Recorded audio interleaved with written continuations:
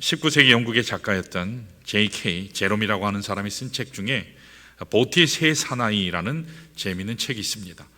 그 책에 보면 어떤 사람이 하루는 손가락을 만지는데 손가락 마디에 통증이 느껴졌어요. 그때 그는 이거 관절염인가 보다, 그렇게 단정을 하고는 도서관에 가서 의학서적을 뒤지기 시작했습니다. 그리고 관절염 항목을 읽어가던 중에 손가락뿐만 아니라 이제 손의 모든 마디와 무릎까지도 관절염에 걸렸다고 스스로 진단을 한 것입니다. 그것을 읽어 내려가던 중에, 그리고 황급하게 그 다음 페이지를 이렇게 넘겨보니까 거기에는 백혈병에 대한 자세한 내용이 또 묘사가 되어 있었습니다. 그것을 읽어 내려가던 중에 자신의 최근의 증세를 보니까 아무래도 백혈병이에요. 백혈병에 걸린 것이 틀림없구나, 그렇게 또 단정을 했습니다. 이거 큰일 났네. 그러면서 그 다음 페이지를 넘겼더니 이번에는 위궤양에 대해서 적혀 있었습니다. 그것을 읽어 내려가면서 자신도 모르게 맞아, 내가 두려워하는 복부 통증이 바로 이게 원인이구나, 나는 위궤양에도 걸렸어. 그러면서 또 그렇게 단정을 했습니다. 그 다음 페이지를 넘겨보니까 피부병이 나옵니다. 그 책의 내용을 보아서는 피부병이 걸린 게 틀림없습니다. 그 다음 번을 넘기니까 당뇨병이 나왔어요. 그 다음을 넘기니까 암이 나오고, 그 다음은 합병증이 나온 것을 보면서 그는 이렇게 확신을 합니다. 나는 여기에 나온 모든 병에 다 걸린 것이 틀림이 없다. 그래서 의사를 찾아가서 의사에게 이렇게 말합니다. 나는 관절염, 위궤양, 백혈병, 피부병, 당뇨병, 암, 그리고 모든 합병증에 다 걸린 게 틀림없습니다. 보세요, 이 의학서적이 이렇게 증명하고 있는 거 아닙니까? 이 말을 들은 의사가 한숨을 크게 내쉬면서 말합니다. 당신 같은 사람에게 필요한 처방전이 여기에 있다고, 이것을 가지고 약국에 가라고 하면서 줬습니다. 그 처방전을 받아든 그 사람이 그것을 약국에 가서 약사에게 주었더니 그 약사가 이상한 눈으로 바라보면서 말합니다. 죄송하지만 저 약국에는 이런 약이 없습니다. 여기에 처방해 줄 약이 없습니다. 그러면서 그 처방전에 적힌 내용을 보았더니 다음 두 가지가 적혀 있었습니다. 첫 번째로, 매일 1시간 이상 걸을 것. 둘째, 사업상 꼭 필요한 서적 외에는 쓸데없는 책 읽지 말 것. 이렇게 써 있었다고 합니다. 물론 이것이 이야기 속에 재미있게 만들어진 내용이기는 합니다. 그러나 우리가 이런 식으로 살아서는 안 된다라고 생각이 됩니다. 사실은 아무것도 아닌데 내 스스로 염려거리를 만들어서 그 무거운 짐을 지고 살아갈 때가 우리 인생 가운데 참 많다는 것입니다. 그런데 여러분들이 기억하셔야 할 중요한 사실은 우리 인생을 파괴하는 가장 무서운 독소 중에 하나가 우리의 심령을 가득하게 채우는 이 근심, 걱정, 염려라고 하는 것입니다. 심리학자들이 내린 정의에 의하면 이 염려라고 하는 것은 실제로는 아무것도 아닌데 우리 스스로가 안고 살아가는 무거운 짐이다, 그렇게 얘기를 했습니다. 샘 버나디노 칼리지의 프랭크 무르노라고 하는 심리학자가 이렇게 염려를 설명했습니다. 우리가 흔히 염려라는 것과 두려움을 구별을 잘 못합니다. 그런데 그것은 다르다고 해요. 이 두려움이라고 하는 것은 실제적 위협 앞에서 느끼는 우리의 반응을 말합니다. 자, 예를 들면 권총광도가 권총을 들고 머리에다가 쏘겠다고 협박을 하면 두려움을 느끼게 돼 있습니다. 이것은 실제적인 사건 앞에서 두려워하는 경우입니다. 이것을 두려움이다, 그렇게 얘기해요. 그러나 염려라고 하는 것은 다른 겁니다. 염려라고 하는 것은 내가 스스로 상상해서 만든 위협 앞에 내가 보이는 비합리적인 그런 반응을 염려라고 설명을 합니다. 자, 예를 들어서 길을 가다가 갑자기 이 길이 푹 꺼지면 어떡하나? 내가 가던 길이 하늘이 무너지면 어떡하나? 여러분, 하늘이 무너질 리가 있습니까? 무너질 리가 있겠습니까?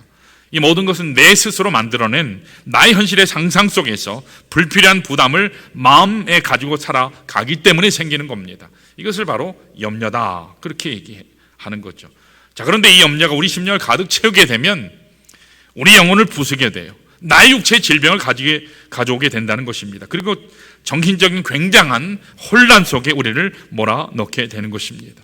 자, 그래서 잠언 15장 13절은 이렇게 증거합니다. 자, 우리 한번 읽어볼까요? 잠언 15장 13절 시작. 마음의 즐거움은 얼굴을 빛나게 하여도 마음의 근심은 심령을 상하게 하느니라. 아멘. 여기 보면 심령이라고 번역된 말은 영을 얘기해요. 영, 스피릿. 우리의 영을 상하게 할 수 있다는 거죠. 뭐 하면요? 염려하면. 염려를 많이 하게 되면 하나님과의 관계가 단절이 돼요. 염려를 통해서 하나님이 내게 주신 말씀을 내가 깨닫지 못해요. 음성을 듣지 못합니다. 한마디로 영적 침체 가운데 빠지게 된다는 겁니다. 자, 또 잠언 12장 25절도 한번 읽어볼까요? 이렇게 돼 있어요. 제가 읽습니다. 근심이, 다시 얘기하면 염려죠. 근심이 사람의 마음에 있으면 그것으로 번뇌하게 되나 선한 말은 그것을 즐겁게 하느니라. 그렇게 말씀했어요. 여러분, 염려가 내 마음속에 가득 차 있으면 우리 정신적인 차원에서 고통을 준다는 것입니다. 잠을 못 자요. 불안해지기 시작해요. 집중이 안 돼요. 뭘 해도 피곤합니다. 정신적인 번뇌가 우리 심령을 장악하게 된다라는 겁니다. 여기서 멈추지 않고 잠언 17장 22절은 이렇게 설명해요. 이건 한번 같이 읽어볼까요? 17장 22절 시작. 마음의 즐거움은 양약이라도 심령의 근심은 뼈를 마르게 하느니라. 아멘. 여기 염려라고 하는 것은요, 근심이라고 하는 것은 육체까지도 미친다는 거죠. 염려의 부작용, 그 독소를 지금 여기 뭐라고 얘기하죠? 영만 망가지는 게 아니고 정신적으로만 혼돈해지는 게 아니고 우리 육신의 뼈까지 녹아지게 만든다는 것입니다. 육체까지도 무너지게 해서 질병을 가져오게 하는 근본적인 독소가 바로 염려라는 것입니다. 자, 그런데 더 큰 문제가 있어요. 그게 뭔 줄 아세요? 오늘날 대부분의 사람들이 이 염려를 가슴에 품고 살아가고 있다는 거예요.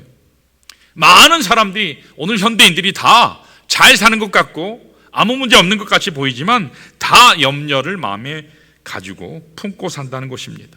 오늘 여러분들에게는 염려가 없으세요? 여러분들은 다 평안하시기만 합니까? 그렇지 않죠. 밤참 설칠제가 참 많아요. 나로 고민하게 만드는 염려가 우리 모두에게 있다는 것입니다. 이 염려가 나의 마음을 채우게 되면 그것이 독소와 같이 내 영혼을 무너뜨리고 내 육체의 질병을 가져오게 하고 궁극적으로 하나님과 나의 관계를 망가뜨리게 된다는 것, 이것이 바로 무서운 염려라고 하는 것입니다. 자, 그런데 어떻게 하면 이 염려를 내 마음속에서 다 제거해버리고 하나님이 나에게 주신 참된 건강과 평안함 속에 살아갈 수 있을까? 여기에 대한 해답, 여기에 대한 처방전이 오늘 우리가 함께 봉독한 시편 23편에 있습니다. 여러분, 시편 23편은 너무 잘 아시죠? 우리의 삶을 무너뜨리는 독소들이요, 거기 쫙 나열되어 있습니다. 우리 삶 속에 있어서는 아니 될 우리 삶을 해치는 몇 가지 나쁜 요소들이 거기 열거되어 있습니다. 자, 그런데 동시에 그것에 대한 하나님의 처방, 하나님의 해결 방책도 거기에 기록되어 있어요. 자, 이런 면에서 시편 23편, 이 말씀은 건강한 삶을 위한 하나님의 처방이라고 말할 수 있습니다. 자, 이 시간 이 건강한 삶을 위한 하나님의 처방에 대해서 오늘은 염려를 어떻게 우리가 제거할 수 있을 것인가, 염려로부터 어떻게 벗어날 수 있을 것인가, 오늘 말씀을 묵상을 통해서 우리가 함께 살펴보기로 합니다. 자, 우리 다 같이 1절을 말씀을 다시 볼까요? 염려를 처리할 수 있는 하나님 처방이 이렇게 기록되어 있습니다. 어떤 처방이죠? 자, 같이 읽습니다. 시작. 여호와는 나의 목자시니 내게 부족함이 없으리로다. 아멘. 자, 여기에 나타난 하나님의 처방이 뭐라고요? 여호와가 나의 목자가 되시면, 하나님이 나의 목자가 되시면 우리는 염려로부터 자유케 될 수 있다라고 말씀합니다. 사실 우리가 왜 염려하죠? 인생의 책임을 내가 지려고 하기 때문에 염려하는 거예요. 내가 모든 것을 다 해결하려 하기 때문에 염려하는 것입니다. 먹고 사는 문제, 나의 미래에 관한 문제, 나에게 찾아온 질병에 대한 문제, 심지어 나의 영생에 대한 이 문제, 영원히 사는 이 문제에 대한 것도 내가 책임지려고 하니까 내 심령 가운데 염려가 가득 찰 수밖에 없다는 것입니다. 자, 그런데 우리의 삶을 대신 책임져 주시고 내 삶을 잘 안내해 주셔서 축복의 현장으로 안내하실 그 하나님이 나의 목자가 되신다면 이야기는 달라지게 되는 겁니다.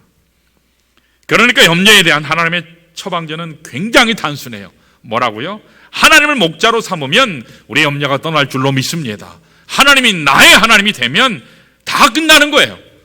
사실 여기 시편 23편은 다윗이 기록한 대표적인 말씀이죠. 교회 다니지 않는 사람도 이건 다 알아요. 다윗이 기록했다고 하는 것을 알 정도로 굉장히 널리 알려진 그런 말씀이지 않습니까? 자, 그런데 여기 시편 23편이 어떤 시기에 기록되어 있는지 많은 분들이 의견이 분분해요. 흔히 생각하기를 양과 목자에 대한 이야기가 나오니까 아주 초원에 대한 고요한 평화로운 내용이 있으니까 아마도 다윗이 목자로 있을 때, 목동으로 있을 때 평안한 가운데 기록한 거 아닌가, 그렇게 생각들을 해요. 자, 그런데 본문을 자세히 들여다보면 그렇지 않아요. 여기 4절을 잠시 보면 뭐라고 나오냐면 사망의 음침한 골짜기, 사망의 음침한 골짜기라는 어구가 나오죠. 또 5절을 보면 이렇게 나와요. 내 원수의 목전이라 라는 말씀이 나오죠. 사망의 음침한 골짜기, 내 원수의 목전이라고 하는 단어가 표현된 것을 보면 아마도 다윗이 이 시를 기록할 때는 굉장히 목숨의 위협을 받고 원수들이 자신을 공격하는 극심한 위기가 있었을 때, 고난 가운데 있었을 때 기록했다라는 것을 알 수 있어요. 아마도 사울 같은 사람이 이 다윗을 죽이기 위해서 추격할 때 그가 엔게디 광야로, 골짜기로 도망쳐 다니면서 말할 수 없는 고통을 당하거든요. 위기를 당할 때 아마 다윗이 그때 기록한 말씀이 아닌가, 그렇게 생각돼요. 그래서 하나님 앞에 나간 겁니다. 그런데 여러분, 시편 23편의 경이로운 면이 뭔지 아십니까? 최악의 환경 속에서도, 원수가 공격하고 사망의 위기가 있는 위기 속에서도, 그럼에도 불구하고 성경 어디서도 찾아볼 수 없는 완벽한 차원의 평강이 있었다는 거예요.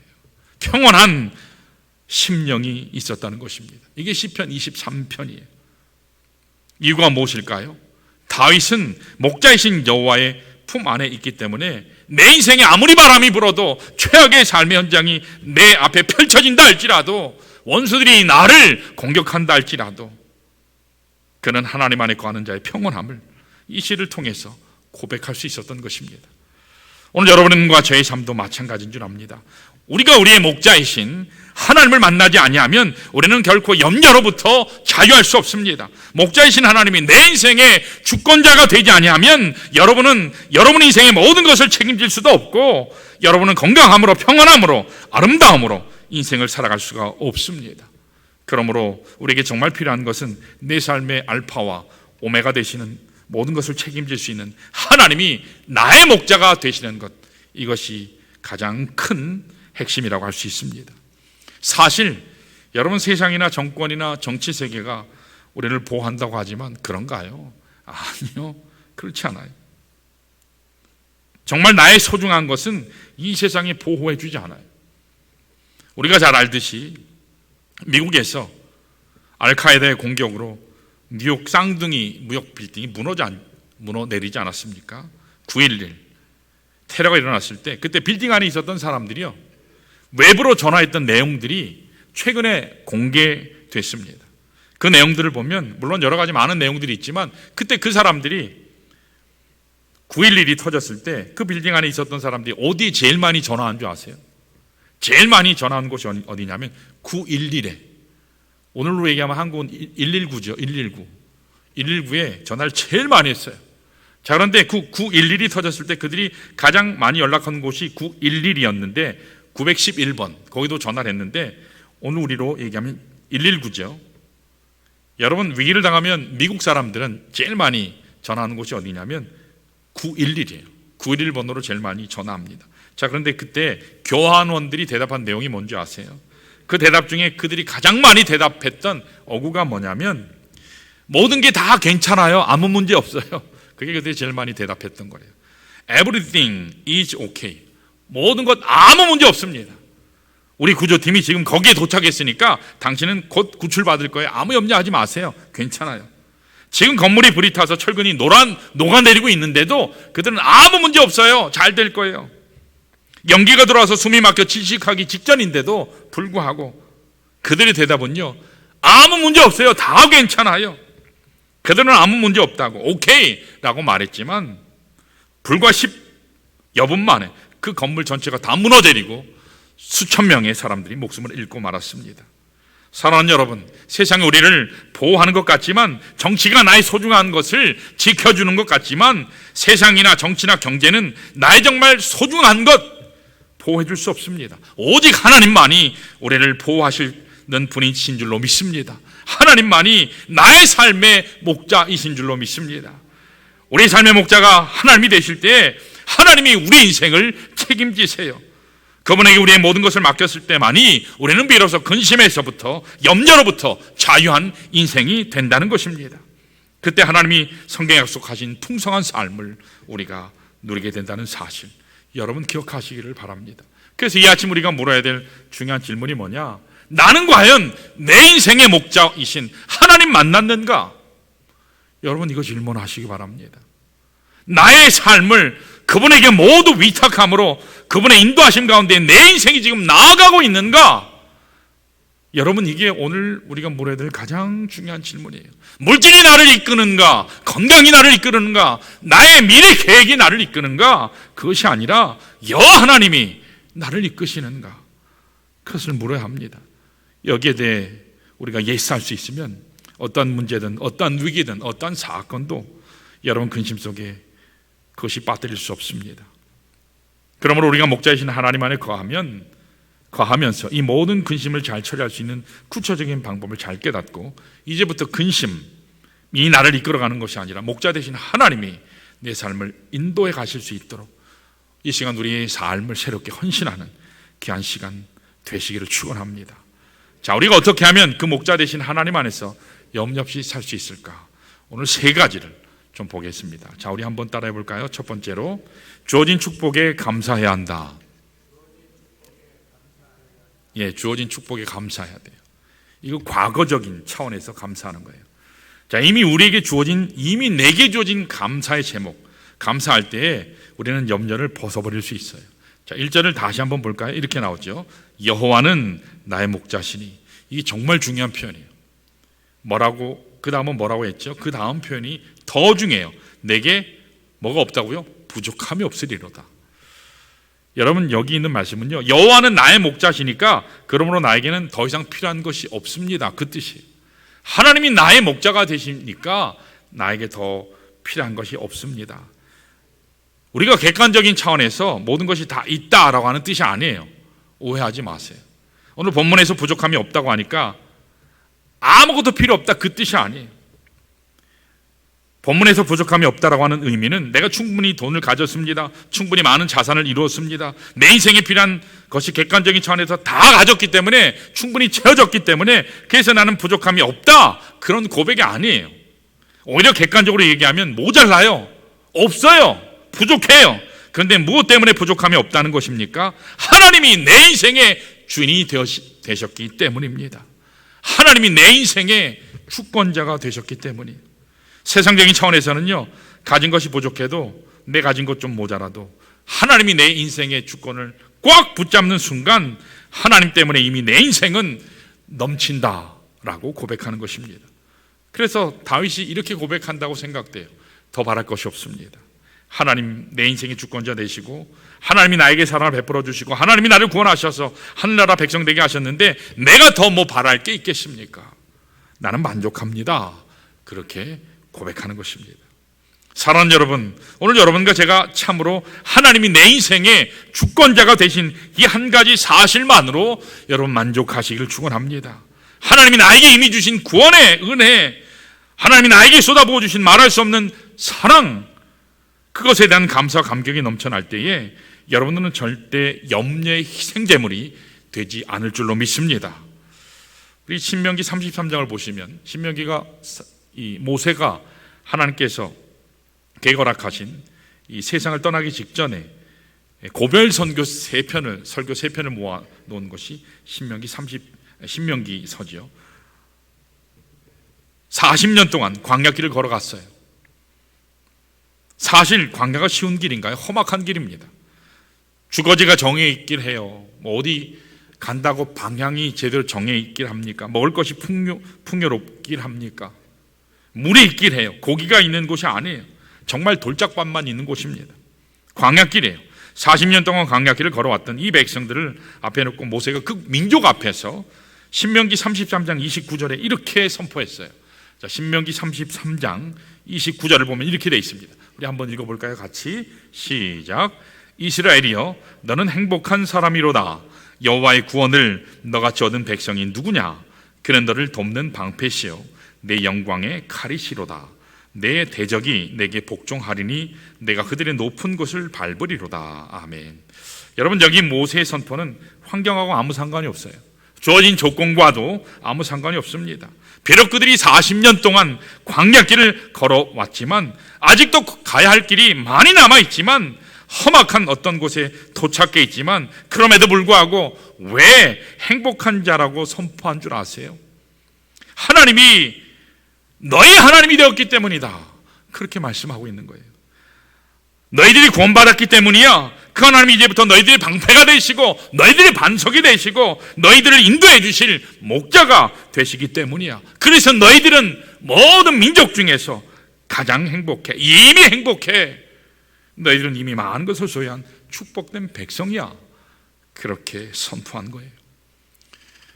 오늘 이와 같은 동일한 고백과 동일한 선포가 우리 교회 가운데 충만하시기를 축원합니다. 우리에게 주어진 조건 따라 만족하려면요 끝이 없어요. 좋은 집 사면 그 다음 어떻죠? 더 좋은 집 사고 싶잖아요. 돈 벌면 어떻죠? 더 많이 벌고 싶어요. 우리에게는 모두가 다 아름다우시기 때문에, 다 멋지기 때문에 그런 분 한 분도 안 계시지만 얼굴 한번 고치면 어떻죠? 예뻐지고 나면 또 예뻐지고 싶어요. 또 고쳐서 더 예뻐지고 싶지 않으십니까? 한 가지 비즈니스에 성공하면 여러분 거기서 멈추지 않아요. 또 다른 비즈니스에서 성공하고 싶은 것이 우리들이에요. 여러분 욕망이 나를 몰아가는 한은 결코 우리는 만족할 수 없습니다. 우리 인생은 결코 행복할 수 없어요. 염려로부터 벗어날 수 없어요.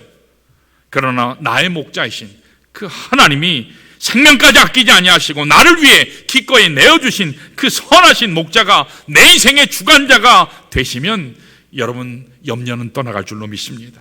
그 하나님이 내 인생의 주인이 되시는 순간 우리는 더 이상 바랄 것이 없게 된다는 사실입니다. 그분의 은혜와 사랑 안에서 우리는 이미 주신 축복에 여러분 감사하시기를 축원합니다. 그때 우리의 삶은 환경이나 조건에 상관없이 염려를 뛰어넘어요. 감사하게 됩니다. 찬양하게 돼요. 섬기게 됩니다. 그런 삶으로 하나님께 영광 돌리시는 저 여러분 되시기를 축원합니다. 자, 두 번째, 이와 같이 우리가 염려로부터 벗어나는 첫 번째 비결은 이미 주어진 하나님 은혜에 감사하는 거예요. 자, 두 번째 우리 따라할까요? 예비된 무한한 자원을 사용하는 것이다. 예, 하나님은 여러분과 저를 위해서 준비하셨는데요, 많은 걸 준비하셨어요. 이것은 그냥 준비하신 차원이 아니에요. 무한한 자원, 내가 기대도 하지도 않고 상상하지도 못했던 무한한 하나님의 자원, 그것을 하나님이 우리를 위해서, 여러분 한 분 한 분을 위해서 준비해 주셨다는 거예요. 여러분 기가 막히지 않으세요? 이 세상에 아무리 돈 많은 부자가 있어도요, 하나님 가진 부하고 비교가 되나요? 하나님 가지신 부하고 비교가 되질 않아요. 아무리 이 세상에 권력이 세다 할지라도 천지를 창조하신 하나님의 능력에 비할 수 있을까요? 비교가 안 돼요. 이 세상에 지혜자가 아무리 많다고 하더라도 정말 말씀으로 창조하신 지혜의 근본이신 그 하나님의 경이로운 기적과 지식의 부요함과 비교할 수 있겠습니까? 비교가 안 되죠.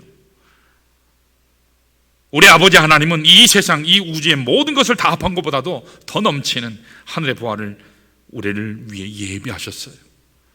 우리 인생에 필요한 모든 자원을 다 예비하신 줄로 믿습니다. 여러분 다른 데 가서 엉뚱한 데 가서 우시면 안 돼요. 하나님 앞에 나가셔서 구하시기 바랍니다. 우리로 하여금 이제 그 자원을 사용하라고 주님께서 말씀하고 계세요. 자, 어떻게 하면 하나님이 준비하신 여러분을 위해 예비해 놓으신 그 엄청난 자원을 우리가 우리 생애 가운데 우리 삶의 터전에서 또 우리 교회를 통해서 활용할 수 있을까요? 어떻게 하면 될까요? 구하면 돼요. 구하면 돼요. 하나님이 안 주시는 것은요, 구하지 않기 때문이라고 그랬어요. 여러분 구하시기를 축원합니다. 이것을 우리가 쉬운 말로 기도라고 얘기해요. 기도. 여러분 기도가 딴 것입니까? 하나님의 무한한 능력 앞에 하나님이 나를 위해 예비해 놓으신 그 무한한 자원을 향해서 믿음 가지고 나가서 나사렛 예수 그리스도의 이름으로 선포하면서 구하는 거예요. 간구하는 겁니다. 하나님 주세요. 하나님 도와주세요. 하나님 나를 통해서 이루어 주십시오. 그렇게 믿음으로 기도하면 하나님께서 우리를 통해 역사하실 줄로 믿습니다. 하나님은 사랑하는 자녀에게 부족함 없이 넘치도록 언제나 채워주실 줄로 믿습니다. 그러면 우리에게 주어진 문제에 대한은요, 염려하는 게 아니라 뭐 하는 거예요? 기도하는 거인 줄로 믿습니다. 기도하면 돼요. 자, 마태복음 6장 27절에 뭐라고 말씀하셨습니까? 이렇게 기록했어요. 제가 읽습니다. 너희 중에 누가 염려함으로 그 키를 한 자라도 더 할 수 있겠느냐? 여러분 우리가 걱정하고 염려한다고 해서 키가 클 수 있나요? 1cm 한 자라도요. 그랬으면 얼마나 좋아요. 그럼 맨날 고민하면 키 크겠지. 근데 그게 안 돼요. 밤새 고민한다고 키가 크나요? 사실 이 말씀을 더 정확하게 번역하면 너희가 염려함으로 너희들의 생명을 한 자라도 단 10분이라도 연장시킬 수 있느냐, 그런 뜻이에요.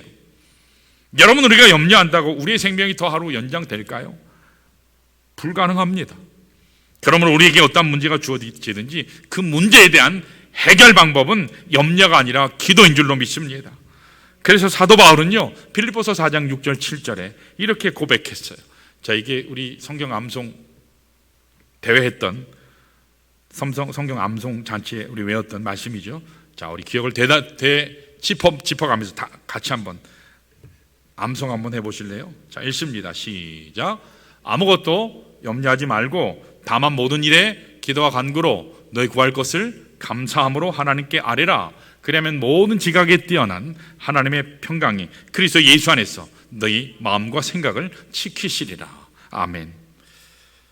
여러분, 오늘 우리에게 주어진 문제에 대한 해답은요, 염려가 아니에요.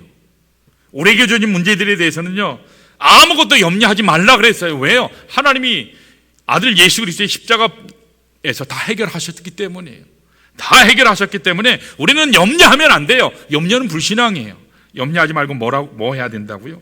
염려를 중단하고 오직 기도함으로 하나님께 나아가시기를 바랍니다. 하나님께 나아가면 여러분은 무한한 평강의 자원으로, 하나님이 예배하신 무한한 기적의 자원으로 여러분들을 복되게 인도하실 줄로 믿습니다. 문을 열어주실 줄로 믿습니다.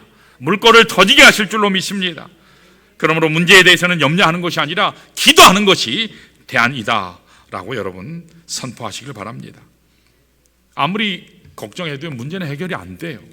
염려하면 여러분의 심령만 상할 뿐이지, 마음만 상할 뿐이지, 뼈만 마를 뿐이지 어떠한 좋은 일도 여러분에게 일어나지 않습니다. 그러나 기도하면 예수 그리스도의 이름의 권세를 의지하고 하나님 보좌 앞에 나아가기만 하면, 무릎 꿇기만 하면 하나님께서 응답하십니다. 기적의 문을 열어주십니다. 불가능을 가능케 하실 줄로 믿습니다. 그때 내 마음의 불안을 다 제거해 주세요. 하나님의 평강으로 채워주실 줄로 믿습니다. 그러므로 우리 모두가 기도함으로 하나님의 무한한 자원을 사용하는 지혜로운 인생 되시기를 축원합니다. 자, 이와 같이 우리가 염려라는 독서를 제거하려면 첫 번째로 필요한 게 뭐라고요? 먼저 하나님을 목자로 삼는 거예요. 나에게 주어진 모든 축복과 은혜를 감사하는 거예요. 그리고 두 번째는 하나님 앞에 무한한 자원을 기도를 통해 사용하는 겁니다. 자, 마지막 세 번째 중요한 비결이 이겁니다. 따라할까요? 최선의 결론이 우리를 기다리고 있음을 확신한다. 최선의 결론이 우리를 기다리고 있음을 확신한다. 예, 이게 미래적인 차원이에요. 여러분 혹시 여러분 인생길 다 아세요? 주일 아침 이 예배 오실 때까지 여러분 인생길 다 아셨어요? 오시다가 싸우고 오신 분도 계실 수도 있어요. 그렇죠? 교통사고 당하신 분도 있을 수 있어요. 5분 후에 어떤 일이 일어날지 아십니까? 우리는 우리 인생은 몰라요. 다 아는 것 같지만 몰라요. 5분 후에 일을 아는 사람은 아무도 없습니다. 내일 일이 어떤 일이 벌어질지 아무도 몰라요. 자, 그런데 인생 앞길을 알지 못하고 바로 직전의 일도 알지 못해서 불안해하면서 인생길을 걷고 있는 여러분과 제가 기억해야 될 대단히 중요한 한 가지가 있습니다. 그것은 뭐냐면 우리를 인도하시는 목자이신 그분이 우리의 영원한 미래를 다 아시는 분이다 라는 사실이에요. 그 하나님이 우리 인생의 처음부터 끝까지를 다 아시는 분이다. 가장 최선으로 인도하신다. 그 사실을 여러분 항상 기억하시길 축원합니다. 우리 로마서 8장 28절은 이렇게 기록하고 있어요. 우리 한번 다 아시죠? 자, 이렇게 기록되어 있어요. 우리가 알거니와 하나님을 사랑하는 자 곧 그의 뜻대로 부르심을 입은 자들에게는 모든 것이 어떻게 된다고요? 합력하여 선을 이루느니라. 우리는 우리에게 주어진 불행한 사건을 보았을 때 거의 이렇게 많이 반응해요. 하나님, 왜 내 인생 가운데 이런 불행을 주시는 겁니까? 이왕이면 좀 잘 가게 해주시면 좋은데. 우리는 이해할 수 없는 어떤 고난이 닥쳐오면 외쳐요. 하나님, 왜 이런 고난을 나한테 주십니까? 나에게 주어진 현실만 바라보고 원망하고 불평할 수 있어요. 불안해하고 염려합니다. 그러나 오늘 하나님의 말씀 우리에게 분명히 약속하죠. 뭐라고요? 염려하지 말아라. 염려하지 말아라. 내가 이 모든 것을 정리하고 정돈해서 궁극적으로 너의 인생 가운데, 내 삶의 터전 가운데, 너의 자녀들 머리 위에 최선의 결론을 내가 주겠다. 주께서 말씀하신 줄로 믿습니다. 이것이 하나님의 약속이에요. 오늘 여러분들이 이 약속을 신뢰하시기를 바랍니다. 신뢰하는 순간부터 여러분 마음속에 품고 있던 염려는 떠날 줄 믿습니다. 더 이상 여러분들을 지배하지 못한다는 사실입니다.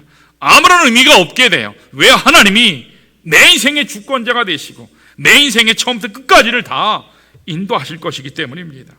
그래서 이제는 내가 스스로 짐을 지고 고통스럽게 사는 인생이 아니라 나의 선하신 목자 되신 그 하나님께 내 인생의 모든 짐을 다 맡겨버리는 삶을 누리시기를 축원합니다.